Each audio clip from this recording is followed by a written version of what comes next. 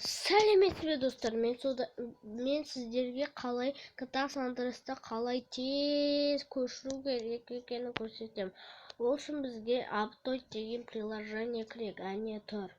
Оны скачать етуге болады, бірақ Google Play'ден тағы осы білмеймін басқа приложениялардан Google Play'ға қосылсын.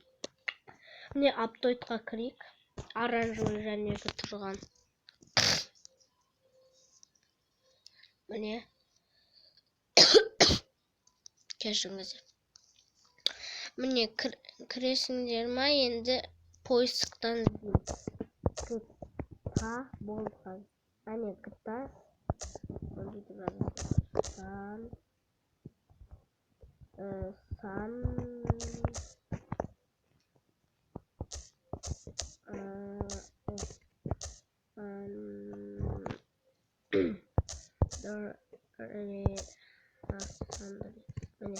выбор етіға басамыз. Міне ең біріншісінде тұр.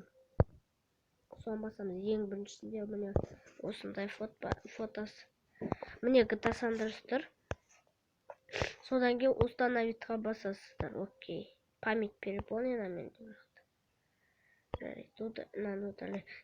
Достар, мына ролик ұнаса лайк басып отырыңыздар. Содан кейін маған подписка қойыңыздар. Ал сіздермен болған мен Салауат. Көріскенше сау болыңыздар. Ал мына видеоны бастағанша, аяқтағанша Салауат канал дегенге кіреміз. Міне содан кейін ең біріншісіне басамыз, көк тұрған. Міне. Мынау менің орысша видео. Мен мына жақта орысша видеолар түсіргем.